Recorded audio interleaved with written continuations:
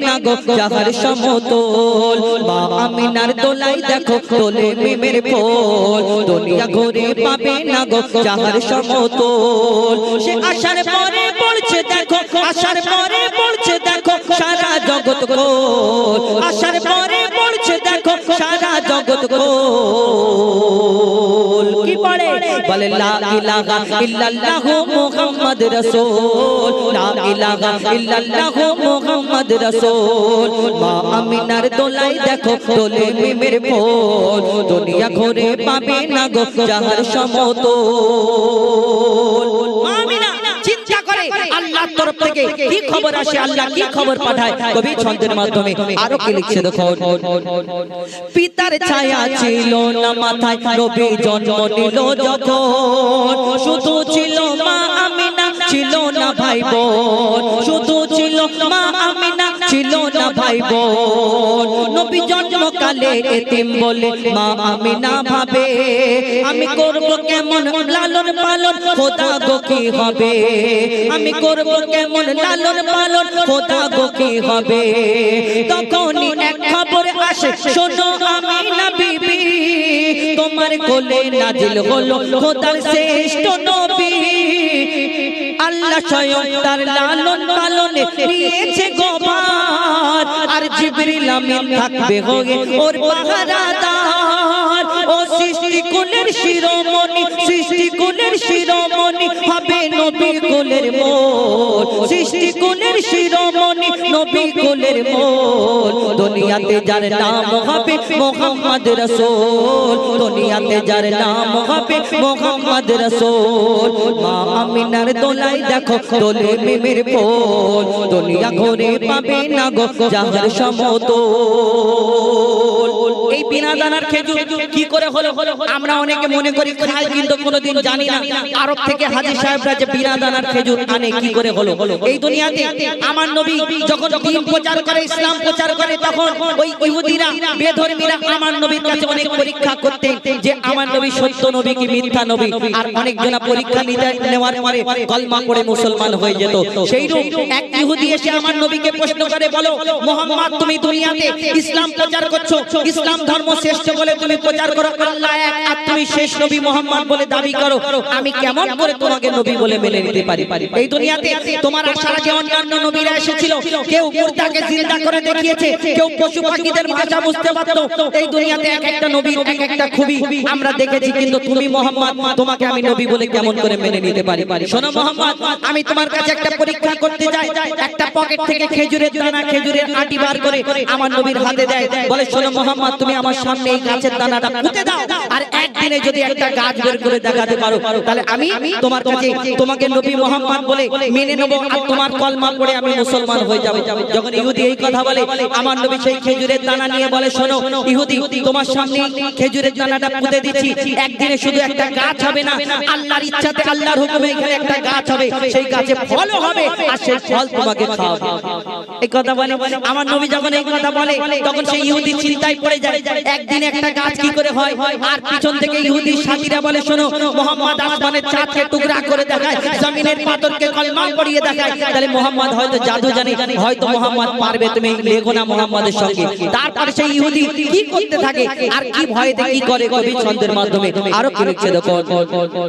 এক খেজুর দানা নিয়ে এক ইহুদি নবীর কাছে কয় এক খেজুর দানা নিয়ে এক ইহুদি নবীর কাছে কয় বলে তোমায় নবী মেনে নেব এই দানাতে যদি একদিনে গাছ হয় তোমায় নবী মেনে নেব এই দানাতে যদি একদিনে গাছ হয় সেই দানা নিয়ে নবী আমার সেই দানা নিয়ে নবী আমার মাটিতে পুঁতে হাসে বলে এই দানারি ফল খাবে গোকাল ইহুদি তুমি এসে এই দানারি ফল খাবে গোকাল ইহুদি তুমি এসে আর সেই দানা নিয়ে এই দানারি ফল খাবে গোকাল ইহুদি তুমি এসে তারপর কি হয় ভাবে ইহুদি সত্যি যদি এই দানাতে গাছ হয়ে যায় সেই ভয়েতে গভীর রাতে ইহুদি দানা চুরি করে তুলে নেয় ইহুদি দানা দানাটা চুরি করে এবার বুকটা ফুলিয়ে আসছে, এবার মনে করছে যে এই মুহাম্মাদের দানা তো আমি তুলে নিয়েছি, কেমন করে গাছ বের হয় আমিও দেখবো। তখন যখন আসছে তখন ওই লোকজনকে যখন করছে, শোনো শোনো মুহাম্মাদকে কালকে বেইজ্জত করবো। কেন? মুহাম্মাদকে আমি এরকম পরীক্ষা করেছিলাম, কিন্তু দানা এখন আমার পকেটে, কেমন করে গাছ বের করে দেখায় মুহাম্মদ, আমিও দেখবো। আল্লাহ বলে আমি যাকে সম্মান দেব এই দুনিয়াতে কে তার সম্মান হানি করতে পারে এই দুনিয়াতে আমিও দেখি। সেই দিন কি ঘটনা ঘটে কবি ছন্দের মাধ্যমে লিখছে, দেখো ভাবে ইহুদি সত্যি যদি এই দানাতে গাছ হয়ে যায়, সেই ভয়েতে গভীর রাতে ইহুদি দানা চুরি করে তুলে নেয়, সেই ভয়েতে গভীর রাতে ইহুদি দানা চুরি করে তুলে নেয়। পরের দিনে সেই ইহুদি নবীর সাথে গাছ দেখতে যায়, পরের দিনে সেই ইহুদি নবীর সাথে গাছ দেখতে যায়, গিয়ে দেখে সেথায় গাছ হয়ে ফল ভরে নয়, নবী তাকে নিজের হাতে সে গাছের খেজুর খেতে দেয়, নবী তাকে নিজের হাতে সে গাছের খেজুর খেতে দেয়, আর খেজুর খেয়ে বলে ইহুদি এর দানা কোথায়?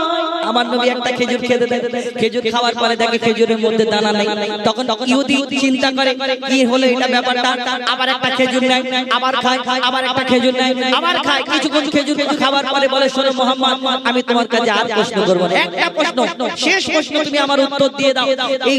আরবের বুকে যদি হাজার হাজার লক্ষ লক্ষ কোটি কোটি যদি খেজুর গাছ থাকে, সব খেজুরের মধ্যে যদি দানা থাকে, আটি থাকে, কিন্তু তোমার এই খেজুর গাছে খেজুর হলো, খেজুর খেলাম কিন্তু খেজুরের মধ্যে দানা নেই, কি ব্যাপার? যখন এই প্রশ্ন করে আমার নবী কি উত্তর দেয়? কেন? কারণ মনে আমার নবী কষ্ট দিতেন?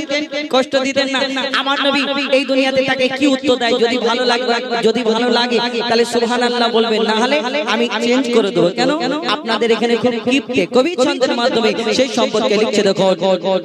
সেই খেজুর খেয়ে বলে ইহুদি এর দানা কোথায়? নবী বলে যে গাছের দানা, নবী বলে যে গাছের দানা রাতে চুরি হয়ে যায়, সেই বিনা দানার গাছের খেজুরে দানা কি আর হয়? ইহুদি তখন স্বীকার করে, ইহুদি তখন স্বীকার করে মোর নবীর কাছে বল, ইহুদি তখন স্বীকার করে মোর নবীর কাছে বল। আর কি বলে? তুমি খোদা সত্যি নবী মুহাম্মদ রাসূল, তুমি খোদা সত্যি নবী মুহাম্মদ রাসূল, পড়ে নাই লা ইলাহা ইল্লাল্লাহ মুহাম্মদ রাসূল। মা আমিনার দোলাই দেখো দোলে মেমের ফুল, দুনিয়া ঘুরে পাবে না গো যাহার সমতল। মা আমিনার দোলাই দেখো দোলে মেমের ফুল, দুনিয়া ঘুরে পাবে না গো যাহার সমতল।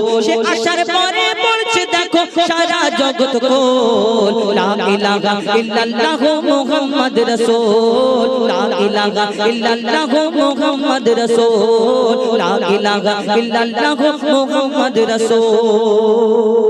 নারে তাকবীর।